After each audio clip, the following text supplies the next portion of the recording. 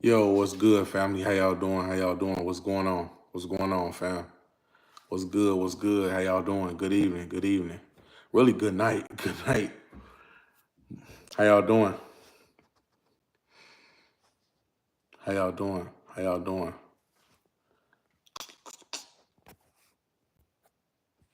Yo, family, how you doing? What's going on, fam? Peace and love. Peace and love. How y'all doing? It's been a long time no see. What's going on? Kings and queens, what's up? How y'all doing? How y'all doing? What's good, family? What's good? How you doing? Peace and love, family. Peace and love. We got a lot to talk about tonight. We got a lot to talk about tonight, fam. How y'all doing? What's going on? What's going on? Thanks for coming, folks. What's going on, fam? Peace and love. We're going to start in 1 minute. We're going to start in 1 minute, family. Hey, TQ, little Tyson, good. What's good? That's good. That's good, family. I'm all good, family. I've been good, been blessed. How about y'all? Y'all been good and blessed? What's going on? Hello. Do you have an Amazon sellers account? Yes, I do. I do have one. We're going to start in 40 seconds, family, under 40 seconds. We're going to start under 40 seconds, fam. What's going on, everybody? Yo, I'm going to purchase that full EIN package in a day or two. Let me know, fam. Just shoot me a text or call me anytime you want. What's going on? What's going on, fam? Fam, what's going on? How y'all doing? How y'all doing? How y'all doing? How y'all doing? 10 seconds. We're going to start in 10 seconds. 10 seconds, family. 10 seconds. 6, 5, 4, 3, 2, 1. I was going to ask how I was going through the course, but couldn't find them on the States for reference. No, I have a whole nother Amazon account, family. I got like 4 or 5 Amazon accounts. My old ones, I don't have them on the States. I've been using the one that's under my LLC name. Fam, but good night, family. How y'all doing? How y'all doing? Let's start, y'all. Hey, y'all, how y'all doing? What's going on? I got some real excellent, real good news, right? So my case practically gonna be over because I got a motion to dismiss coming up May 7th because I originally had one scheduled for this month, but the judge canceled it because she couldn't appear. So when she couldn't appear, the prosecutor gave me a call. He said, hey, the judge said she'll be out. If you want to attend court on Zoom, that would be fine. And so I'm thinking it's a scam. I'm like, no. Hold on. He might be up to something because he might try to have me miss so they could just issue a warrant out for my arrest, right? But even if they issue I want my money back. That's the main thing. I want my money back for when I paid the bond. But so he called me. I'm like, okay, I'm still gonna go to court. So I went to court the next day, and he said, man, I said, the judge not gonna be here today. You could have showed up for Zoom. And I said, no, I just wanted to come in because I want to review the body cam, right? Now, family, I never reviewed the body cam, right? The motion is already done, but I can amend my motion. I already amended it twice. And when the prosecutor seen that I amended my motion and I sent it to him, I killed the whole case, family. Ain't no case. Ain't no case. I told you guys this from the jump. Remember, I told you when I first went to my bond hearing, when I had preliminary hearing, the judge granted me the bond release, right, from all conditions because of it was a violation of my Fourth Amendment right due to the search. Because search incident to an arrest must be only when a person is unsecured in a vehicle or you trying to search for evidence preservation.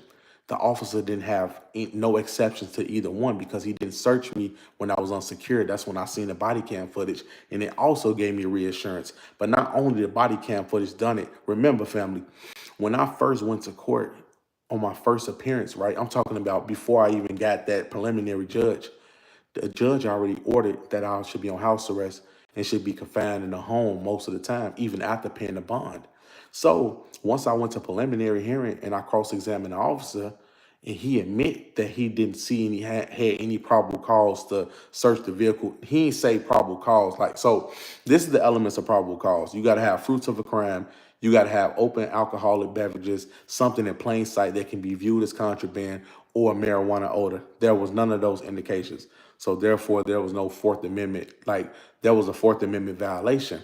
So once the judge seen it, he basically say, based off the circumstances in this case, I'm gonna have to deny your motion to increase bail and also release me from house arrest, right? But that's not even the point, right?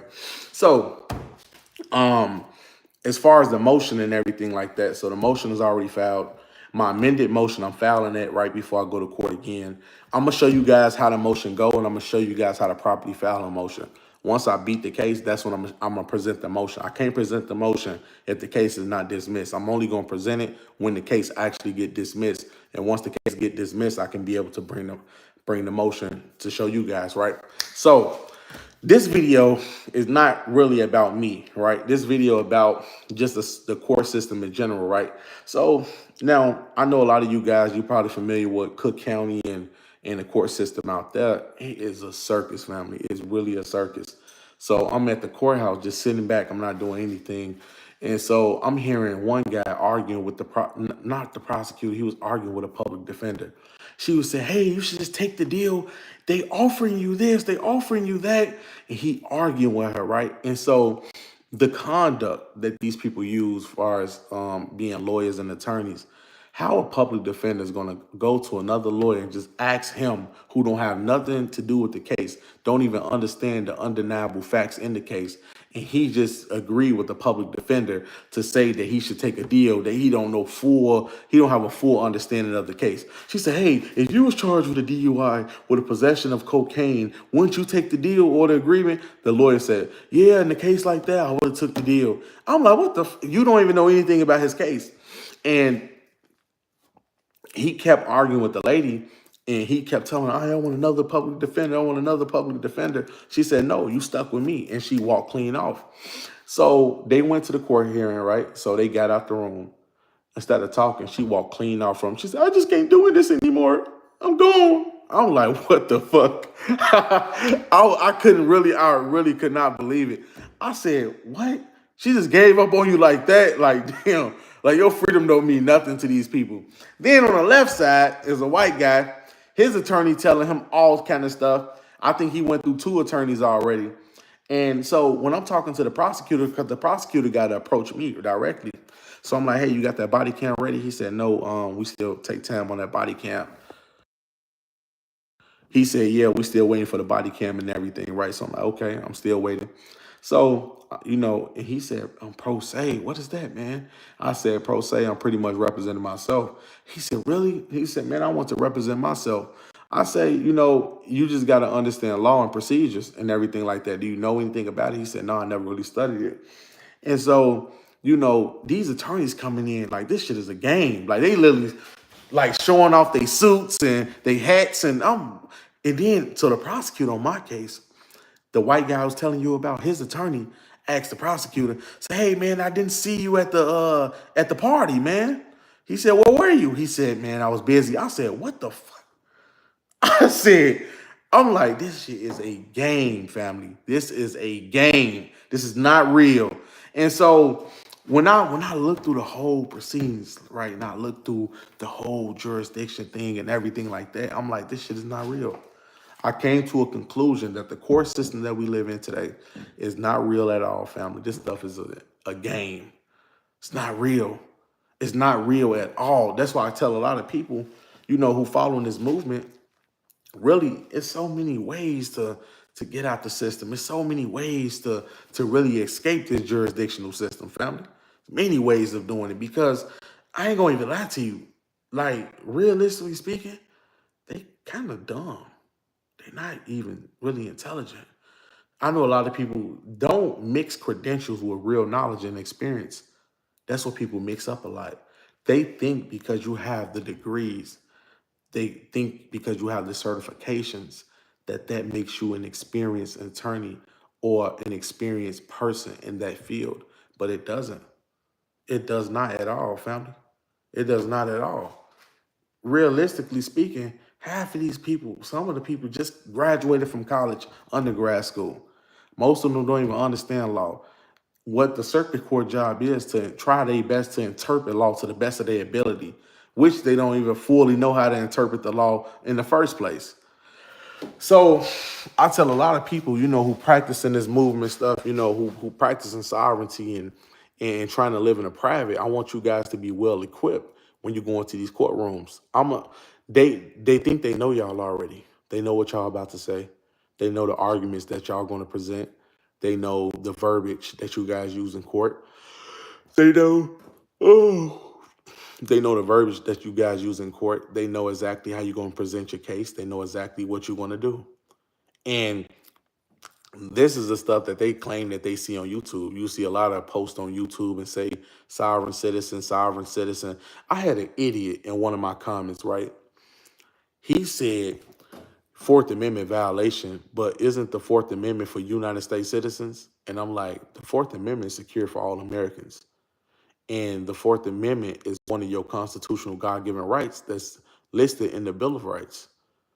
So when people claim to be sovereign citizens, they never said that they weren't Americans. They constantly trying to avoid the fact that the United States is District of Columbia and they operate in a foreign jurisdiction and they're not operating within the laws of the United States of America. Because remember, when you're dealing with real law, and it's all based upon common law, not the statutory jurisdiction that was already implemented after the Reconstruction Act. So you're not claiming to be a sovereign citizen like you're not from America. You are an individual who are exercising your constitutional rights, and certain state statutes is conflicting with those things. So I be seeing a lot of people in my comments saying stuff like that. Oh, well, how do you have any constitutional rights if you're not a United States citizen? Easily, because you're American. You're not a United States citizen. United States is a corporation. American is just my political status in a sense. You get what I'm saying? So people got to look at it like that. You just can't just automatically assume that everybody who exercise their constitutional right. This is so crazy. We exercise in the United States Constitution and they call us sovereign citizens. That's how you know they trying to push this shit way further back. They want many people to get rid of this constitutionality, this constitutional thoughts, and bring the liberals in. That's why the Biden administration is trying their best to stop the Second Amendment for convicted felons to be constitutional. So the Biden administration sent to the Supreme Court that they oppose for the argument that the Second Amendment will allow convicted felons from possessing firearms, right? And so in the same time, we got to understand these liberal attacks because it's not just how people think it is. Like people on TV arguing everything like that. This is an agenda for the liberal United States, the federal corporation, to thrive over the republic. Because if long as we have many people believe in a liberal foreign, a democratic form of government, it'll be easier to implement more martial law. It'll be easier to implement more gun regulations. It'll be easier to subject everybody to a lot of unconstitutional violations that we see on a day-to-day. The same way with unlawful searches and seizures. The same way with denying you a right to a speedy trial. The same way when you have a right to a fair trial. Because if you ask me, I don't believe most people who exercise their constitutional rights get a fair trial. Because if you have a certain jury, right, and you telling everybody in the jury that this is a crime, right, carrying a gun without a license, let's just say in general, carrying a gun without a license is a crime, and a person should be punished for this crime. Now, if you only claiming that him holding a gun without a license is illegal, might be something that you can argue. But one thing you got to realize is, what about the constitutionality of the Second Amendment? So why is it that this person is being charged with a crime that I clearly see that conflicts with the United States Constitution? And so many people get swayed away by the prosecution, because prosecution is pushing legislation. They're not pushing the Constitution. So when you're dealing with state statutes and everything like that, honestly, I wouldn't even advise nobody to even go to trial anymore. I'm not saying you shouldn't, but when you're in these liberal states, I would challenge jurisdiction forever. But I think most people got to be specific on how procedures work. Most of you guys are doing frivolous filing, just filing anything on the record, and it holds no weight. Anytime you want to file for a challenge of jurisdiction, you always file a motion to dismiss under the grounds of challenging jurisdiction, but it got to be specific. Are you challenging the subject matter at hand? Are you challenging general jurisdiction? Are you challenging personal jurisdiction? Are you challenging territorial jurisdiction? What jurisdiction are you challenging? And that's what a lot of people get lost at, because they go to court and they just say, hey, you don't have jurisdiction. Understand, but what jurisdiction are you claiming that they don't have? Now, subject matter jurisdiction can be the subject. So let me explain. So when you try to challenge subject matter jurisdiction, the charge at hand, right? Let's just say if you was caught smuggling drugs, right? So the charge at hand, does this court has the jurisdiction to hear these type of cases? In most instances, right, most state courts has general jurisdiction, meaning they will take a court even if they are not the ones that have original jurisdiction over the matter. So if you could pinpoint certain case law, like certain federal statutes, that prove that they don't have original jurisdiction over that case in that matter, and you can prove that the federal courts might have jurisdiction, that's when you can assert, that's when you can assert your constitutional right and prove that the court lacks subject matter jurisdiction based upon the drugs that you was found with, right? In a sense, they don't have jurisdiction over that matter. The court will be forced to dismiss the case because they lacked it, because they don't have original jurisdiction. And also with jurisdiction come in play, the state is responsible for also arguing and proving that they do have jurisdiction, because most of the time you will see that the judge with he is practicing law from the bench. So this is not the judge picking up the charges. This is the state picking up the charges. So if the state picking up the charges, the state is also have to be responsible for delivering the argument and proving jurisdiction. The same way when you got New York Rifle and Pistol Association versus Buren case, right? You got the Buren New York Pistol and Rifle Association, right? We're dealing with the gun, right? What did the Supreme Court say?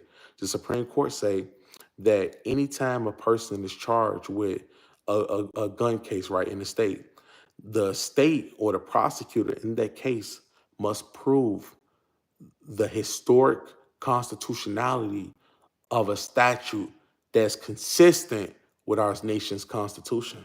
So they was talking about this.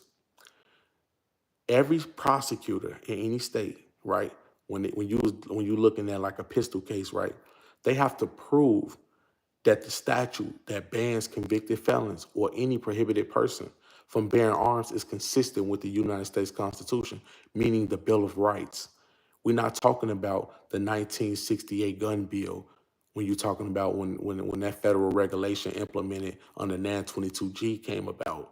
That has nothing to do with the Bill of Rights, because the Bill of Rights and the 1968 gun bill is not consistent with the same historical facts, because the two principles doesn't even align neck to neck. And now you got half the judges was saying, I agree, dismiss the case. And then you got the other half who are the liberal judges, right? And they don't agree. Do they not agree because it don't align with the Constitution? No, they don't agree because they have a liberal perspective. And liberals do not want guns. Liberals do not want freedom. Liberals does not want the constitutional rights. So the Constitution is being swallowed. So, and then you got to understand this. Imagine the next group of Supreme Court justices. You think they're interpreting the law based upon the real Constitution, or they interpreting law in favor of the statutes that's being passed that deems is unconstitutional? You got so many, like family, y'all better be on point with everything. And so for me, I'm gonna tell you guys, you want to challenge jurisdiction to the best of your ability. You want to make sure that you assert, uh, you want to make sure you assert those arguments. And don't make it frivolous, and do not make it like just a frivolous filing. And also, you can challenge the state in those constitutional arguments. And that's what I would personally do anytime. You can do personal and subject matter. You can challenge jurisdictional, general jurisdiction. You can challenge it on a million ways. You can challenge the constitutionality of the charge at hand. You get what I'm saying? So you got to be very understanding of that.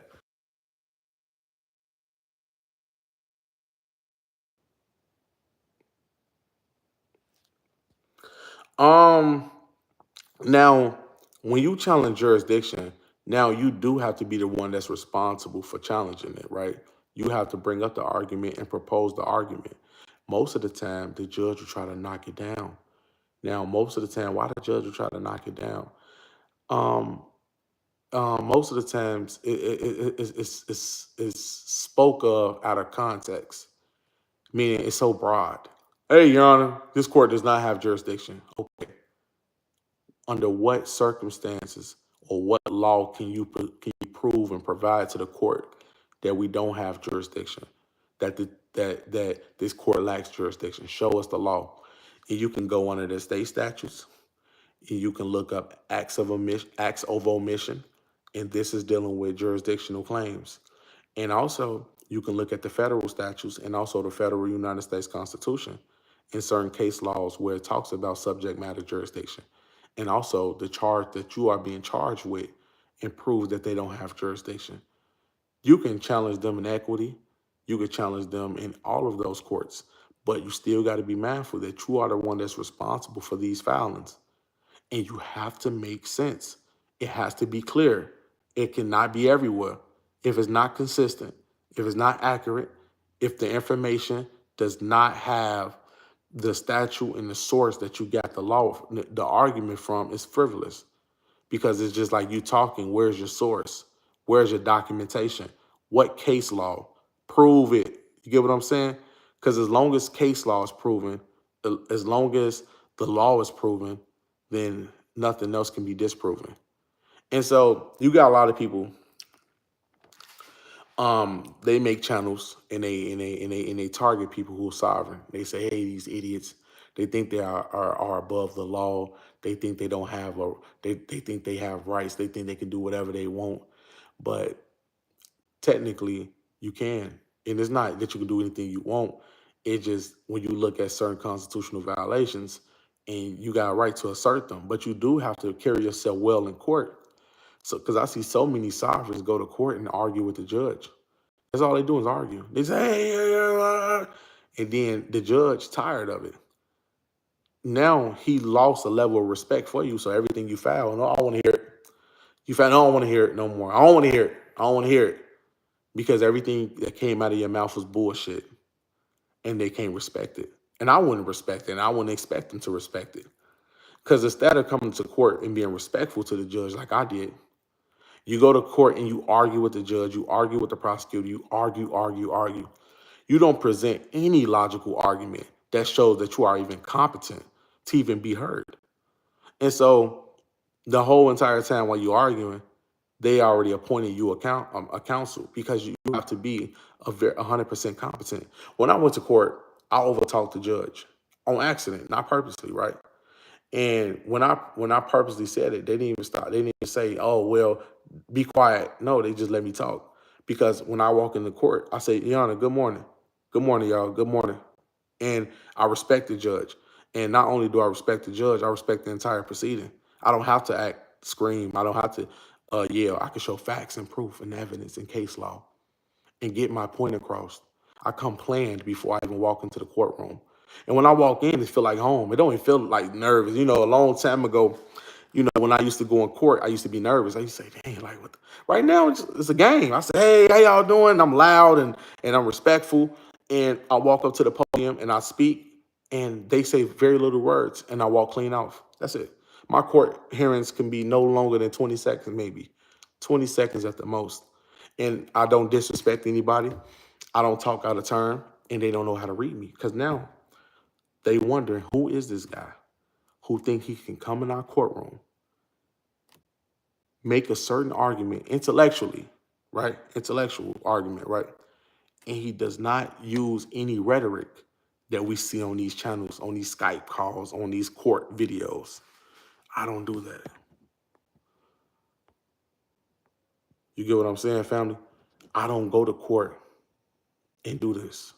And I don't expect you guys to go to court and argue with these frivolous arguments. If you want to find case law for your case, make sure that you well studied and understand what your case carry, understand the certain constitutional violation in your case, understand how to go about challenging jurisdiction, understand how to settle.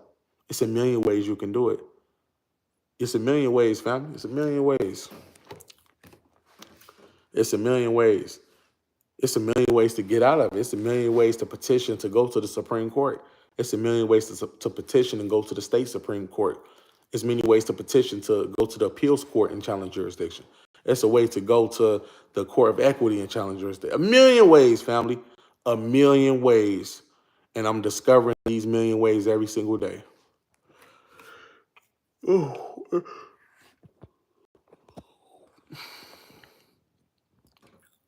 Can I get a shout out? Ashley. Shout out Ashley. Shout out Ashley, family. Shout out Ashley. Yo, but yeah, family. So you want to be 100% mindful of these things, right, when you go into these courts. But on top of that, the court system is a game. Like I told you guys before, it's a game. They operate in it like a game. They every proceeding is like a game. You just got to understand how the game is played. The same way they play with us, we can play with them. You just got to do it intellectually, like very intellectual. So you don't have to go to court and argue. You don't have to scream. You don't have to do any of those things. I don't know why people do it anyway. I think they watch too many videos. And y'all approach like the way y'all approach the court is disrespectful. How can you expect to be heard and you screaming at the judge? How can you expect to be respected and you just saying frivolous stuff out of your mouth with no logic? I wouldn't respect you. So why would a judge respect you? Why would even the prosecution respect you?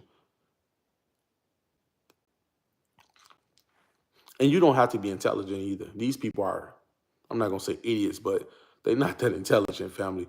What you guys think, it's so crazy. Because when people go into these courtrooms and they go into they see the prosecution, they think they are intelligent. They think like, oh, these people are smart. These people are idiots. They don't have anything. They don't have any knowledge when it comes to real law.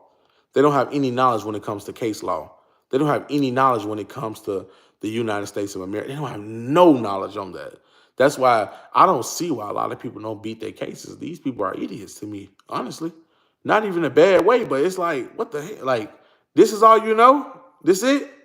And it's like, it's so basic and simple, and also it's very repetitive. Like, everybody who go to court is deemed as a ward of the state. They walk in with shackles. The judge say anything. They are quiet. They have an attorney that speak for them. The attorney don't give a damn about them. They spend enough time in jail just so the attorney can give them a plea bargain out. Hey, sir, man, look, they're offering you 5 years. You already been in here 4 years. Take the 5 years. And he take it. He go home like an idiot.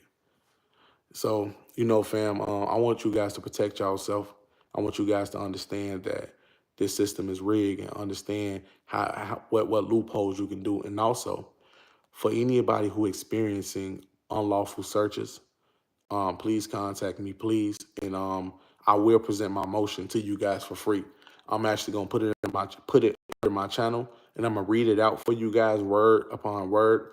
And I'm gonna let it read out, and I'm gonna show you guys what case law I use, what arguments I use, what did I put up, and also the cross-examining questions is very important because I'm also going to show you the time when I got all of my bail conditions released due to the fact when I cross-examined the officer, he kind of admitted without even admitting that the search was unconstitutional due to there being no probable cause or any fruits of any crime that can allow you to search the vehicle for further evidence for the current arrest. Understand this. If you was ever stopped in a traffic violation, right, and the officer take you outside of the vehicle and they pat you down and they handcuff you and they take you to the vehicle and they close the vehicle and they lock you inside the police car. And now they go into your car and they go inside your consoles, they go inside of your glove compartment, and let's just say if they find something illegal. That would be considered an unconstitutional search, especially if it's only for a traffic violation. When you're dealing with probable cause, you got to have fruits and proof of fruits of a crime. And the driving on a license wasn't an exception due to the case where you got Arizona versus Gant. That wouldn't be a good exception. So family, this stuff is real. You can learn this stuff. You can learn these case laws. You can learn it. But just make sure you guys be ready when I, show the motion and everything like that. But right now, I'm out, family. Peace and love. I'm going to tell you guys something, right? My phone number is 224-463-1848. For any process that you guys want, if you want to have a consultation, we can do it. If you guys want to learn how to sell on Amazon, we can do it. If you guys want to learn how to report credit to all three credit bureaus. Only for business owners, we can do that. Only if you're a business owner. If you want to learn how to report credit to all three credit bureaus, make sure that you are a business. I don't do it for individuals. I don't do it for people who want to do it solely for themselves. I only do it for people who want to be potential or they are already a business owner. I got a process on how to build your EIN number and create a personal credit profile, and also how to put your credit at a 90% approval rate. That's my full EIN package. I offer that, and I offer a simple EIN package where I just show you how to build up your EIN profile. I also teach you checking your credit criteria. I can check your credit criteria for you, look over your report, see how many inquiries, how many accounts you have, how many collections, late payments, and I also show you how to dispute those late payments off of your credit. What else I offer? I offer another package where I teach you how to get a lien release on your vehicle. Or if you don't get a lien release, I can just show you other ways on how you can get a lien release. And so this is only for people who got situations where the vehicle's been charged off and the lender written off the debt. So I offer a process for that. What else? How to get out of contracts with the state. I offer a process on how to get out of contracts with the state and, how to become a state citizen. Now, I already have a video about how to become a state citizen. It's on my channel, but in the other one, I kind of put a little extra on it because in my private tutorial, I teach you if your children or yourself don't have a social, how to fill out a form and an affidavit to the state, to the State Department in order for them to issue your children or yourself a passport because you might not have a social. That's what I had to do for my kids. I did it 3 times already because I got 2 kids, but one of my kids, I lost his passport. So I had to do it again, got him another passport and his brother a passport. So I got that process as well. But in the meantime, family, just shoot me a text. Just say, hey, Taquan, send me the list or send me your list. I'm going to send it right to you. My phone number is 224-463-1848. Again, it is 224-463-1848. One more time, my phone number is 224-463-1848. 224-463-1848. If you say you edge to little kids, I will subscribe. Say you edge to little kids, I will subscribe. Boy, resources, popular. Yeah, family, just text me. Say, hey, Taquan, send me your list. I'm just reading the comments. I'm going to answer any questions real fast before I get up off here. I just got done with a court trying to take my pistol permit I had for over 10 years. They lost a virtual hearing. I got it, screen recording. That's not necessarily abandoned ship. The judge tired of your ass. No, I wouldn't say that that's just abandoning ship. The judge stayed and they got irritated and they walked off. The worst thing you want a judge to do, let me also explain this before I get off. The worst thing you ever want the judge to do is walk off from you. They do not have any respect for you at that moment because they know that you do not understand anything that's going on in that tribunal. And you need to understand what's going on. People are like, what is going on? Nothing. Commerce. Commerce. Beat these people at their own game, family. Understand the system. Understand what's going on. And also, if you guys want me to talk more about like court cases and everything like that, I would. But mainly, like I say, I deal with business, right? I got 2 different lives, sovereign life and a business life, because you can't be sovereign and you got to be an entrepreneur. I'm going to tell you guys right now, if you guys are sovereign, if you guys planning on being sovereign, you have to be an entrepreneur. I'm making everybody become entrepreneurs. Too many sovereigns don't know what they want to do. They don't know if they want to cancel contracts with the state or do they want to just keep their jobs and keep contracts. I'll tell a lot of people, going through this process of being sovereign is going to force you to be an entrepreneur. You have to know how to make money outside of an institution. You have to know how to make money outside of government. You have to know how to make money outside of this stuff, family. You have to. You got to. That's why I do a lot of this stuff, y'all, family. Look, I trade. I sell on Amazon. I do the consultations. I buy and sell stuff. Like, you have to be on point with all of this stuff. And that doesn't even include the credit, because I deal with credit and building up profiles, and I'm able to, use the proceeds that I earn from the credit, and make sure that those go on my investments and pay those cards back just to build me up more. Yeah, you got to be sovereign. It forces you to be sovereign. You want to be out the system. You want to be away from the matrix. You don't want to go through this stuff. You got to be sovereign. I mean, you got to be an entrepreneur. You have to. You have no other choice.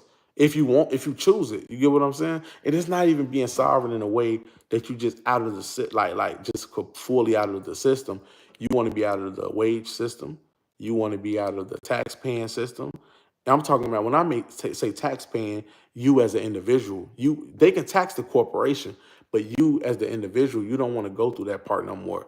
You get what I'm saying, family? So make sure that y'all understand what I'm saying.